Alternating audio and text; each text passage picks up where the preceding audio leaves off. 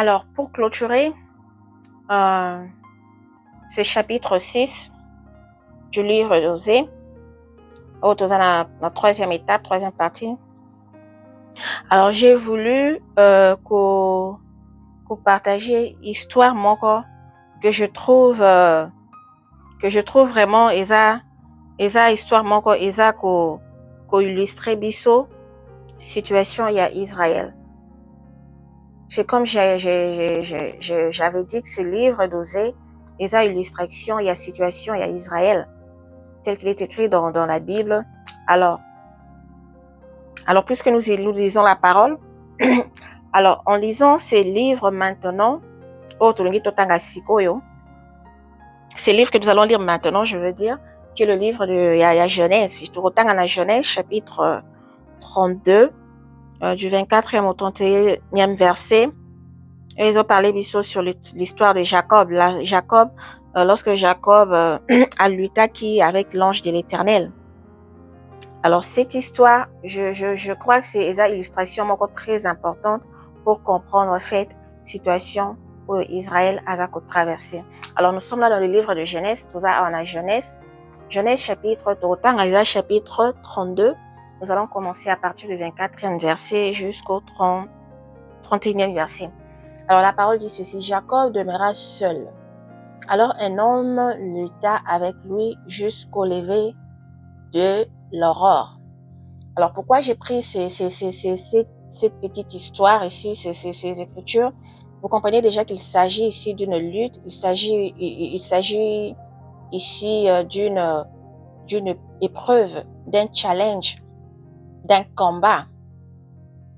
Alors on dit que il était seul, alors un homme lutta avec lui jusqu'au lever de l'aurore.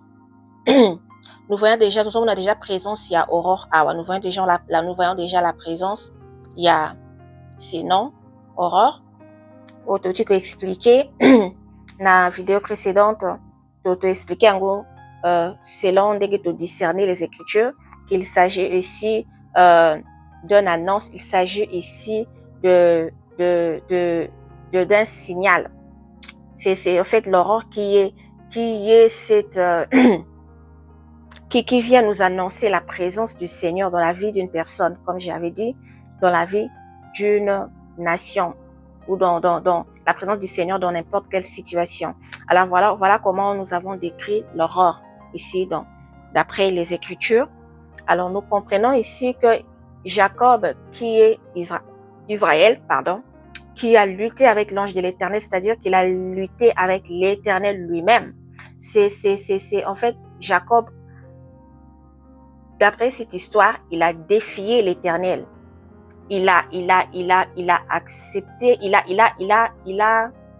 en fait, l'Éternel l'a éprouvé. L'Éternel a fait traverser une épreuve moko dure, épreuve moko difficile, jusqu'à ce que Jacob en sorte vainqueur. Nous allons continuer, nous allons lire ici. Alors la Bible dit, nous continuons, voyons qu'il ne le maîtrisait pas. Qui ne maîtrisait pas qui? Ici, il s'agit de cet homme qui se battait avec Jacob. Cet homme ne maîtrisait pas Jacob. Il ne maîtrisait pas Jacob. Donc, si nous devons illustrer cela, na écran encore peut-être prophétique ou une révélation cachée, nous pouvons dire que de la même manière, les choses se passent aujourd'hui pour cette nation d'Israël. Nous voyons que lorsque nous lisons les Écritures, ou lorsque vous lisez le livre d'Osée, vous allez comprendre que Dieu a supplié et il a continué à supplier. Il envoyait des messages des prophètes et tout pour que Israël reprenne conscience. Mais nous avons vu que la nation ne faisait que s'endurcir. Donc, endurcissement, et la nation n'était pas à l'écoute de la voix de l'Éternel. Alors, cela veut tout simplement dire que l'Éternel n'arrivait pas à maîtriser cette nation. Quand je dis il n'arrivait pas à maîtriser cette nation, je ne suis pas en train de dire que l'Éternel a été incapable ou il a été moins fort qu'Israël. Non. C'est-à-dire ici que, en fait, on est en train de nous montrer l'endurcissement du cœur de cette nation. On est en train de nous montrer la têtudesse, en fait, le manque de d'écoute. Donc, lorsqu'on dit que l'Éternel ne maîtrise pas ici, donc il s'agit ici d'une nation qui n'est pas à l'écoute de la voix de l'Éternel, d'une personne qui n'est pas à l'écoute de la voix de l'Éternel. Alors, l'Éternel comprend qu'il y a un problème ici, il y a un grand travail à faire ici. Alors, lorsque nous continuons, nous voyons ici, on dit, cet homme le frappa à l'emboîture de la hanche. Alors, cet homme, qui est cet homme, qui se battait avec Jacob, il le frappa Jacob à l'emboîture de la hanche. Abetaki na hanche, et l'emboîture de la hanche de Jacob, c'est démis pendant qu'il luttait avec lui. Alors, hanche naye et boukanaki, azwaki problème na hanche, Jacob a eu le problème. Il a eu un défaut ou un brisement ou je sais pas, fracture na hanche pendant qu'il luttait avec cet homme. Alors, c'est cette fracture ici. S'il faut illustrer ça, s'il faut parler de ça ou décortiquer ou discerner ces passages, ça veut dire que Dieu trouve un autre moyen par lequel, qu'il puisse parler à cette nation qui ne l'écoute pas.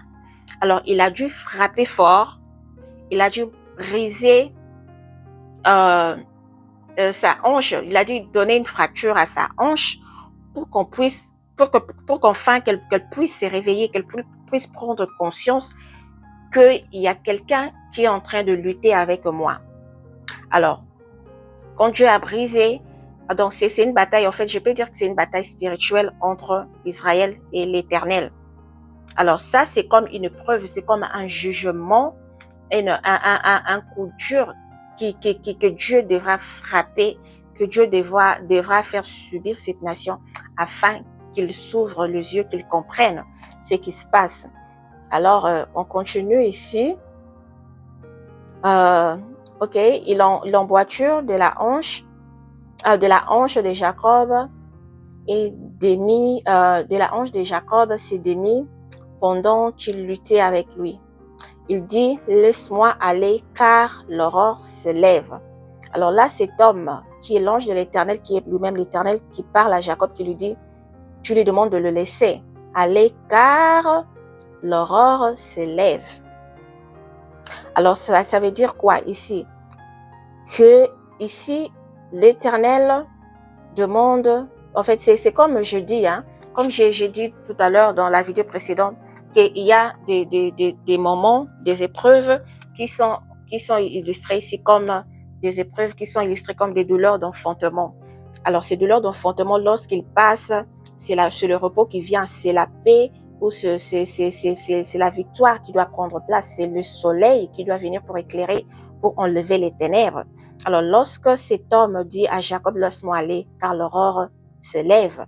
Alors ici, il veut tout simplement dire, puisqu'il comprend qu'il y a un problème avec Jacob, il comprend que cet homme, étant inconscient, étant ignorant de sa situation, mais qui retient l'Éternel quand même, et l'Éternel lui demande de le laisser car l'aurore s'élève, l'aurore qui vient signaler ici la présence de l'Éternel.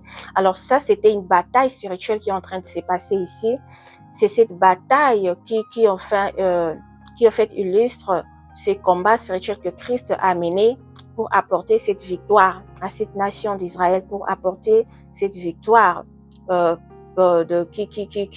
cette victoire qui vient le troisième jour, qui est le jour de sa résurrection, qui est le jour de salut, qui est le jour de repos, qui est le jour de cette paix qu'il accorde à cette nation.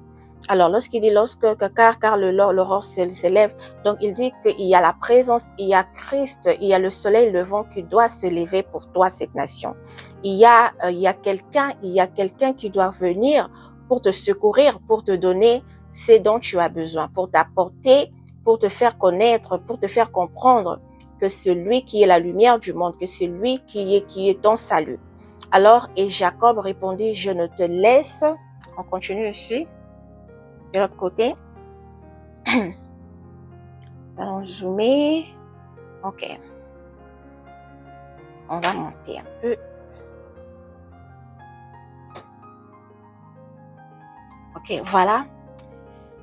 Et la parole dit, et Jacob répondit, je ne te laisserai point aller, que tu ne m'aies béni. Il lui dit, quel est ton nom? Et il répondit, Jacob. Il dit encore, ton nom ne sera plus Jacob, mais tu seras appelé Israël, car tu as lutté avec Dieu et avec des hommes, et tu as été vainqueur. Alors l'Éternel dit ici, ici c'est cet homme qui est l'ange qui représente l'Éternel, qui dit ici, puisque le fait que Jacob ici ait retenu cet homme, parce que, comme je dis, c'est parce que Jacob, premièrement, étant dans l'état de son inconscience ou d'endurcissement de cœur, mais aussi l'Éternel a compris que c'était une personne ou une nation qui avait besoin d'aide, qui devait être brisée premièrement à cause de cet endurcissement de cœur, à cause de sa têtudesse, qui devait être premièrement brisée ici, comme nous avons dit qu'il le frappa à l'emboîture de la hanche à cause de cet endurcissement de cœur. Donc Jacob ou Israël a fait preuve d'une nation qui a nation moko ya mutu makasi, dans nation moko azo faire face à défier l'Éternel.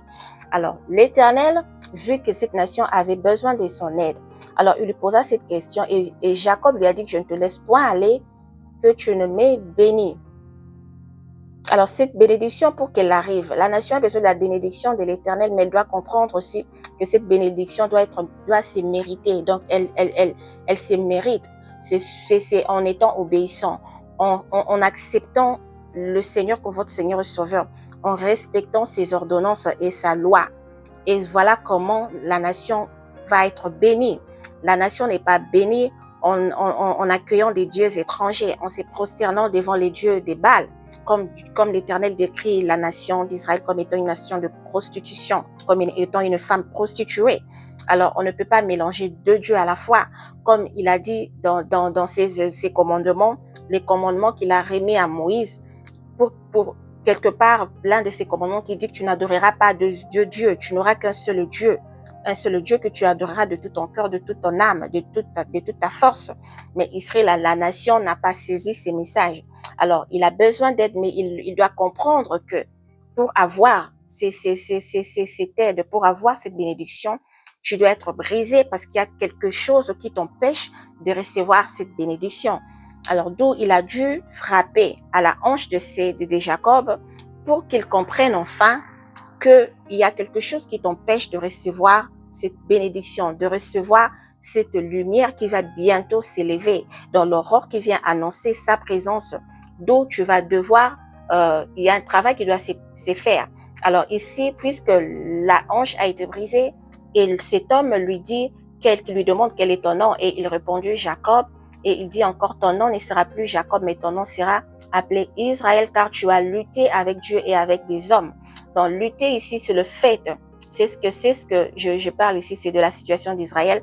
Le fait d'avoir un cœur endurci, c'est le fait de faire face à l'Éternel, le fait de renier sa parole, de rejeter ses ordonnances, les ordonnances de sa loi. C'est en fait ici lutter, c'est en fait ici faire face à l'Éternel, c'est en fait ici avoir des oreilles bouchées, n'est pas l'obéir, n'est pas ne pas le suivre, ne pas l'accepter, ne pas entendre sa voix. C'est de ça qu'il s'agit ici, de cette lutte qui est une lutte spirituelle pour cette nation. Alors il y aura un moment où le soleil devra s'élever. Alors cette nation aura changé de nom. Il ne s'appellera plus Jacob, mais tu seras appelé Israël, car tu as lutté avec Dieu et avec des hommes, et tu as été vainqueur. Alors Jacob l'interrogea en disant, fais-moi, je te prie, connaître ton nom. Il répondit, pourquoi demandes-tu mon nom? Et il le bénit. Et là, Jacob appela ce lieu du nom de Péniel. Car, dit-il, j'ai vu Dieu face à face et mon âme a été sauvée.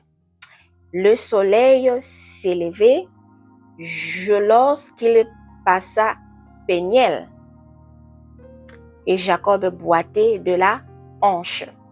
Alors, vous comprenez ici, ça c'est une histoire vécue, mais nous voyons cette histoire sous un œil spirituel. Nous voyons qu'il y a une révélation cachée ici, car la Bible, c'est un livre de révélations, c'est un Bible de prophéties, c'est un Bible de plusieurs paraboles, de beaucoup de révélations. Et lorsque parlait du Saint-Esprit, le Saint-Esprit nous aide à comprendre, à découvrir les révélations cachées dans certaines écritures, comme maintenant nous venons de le lire.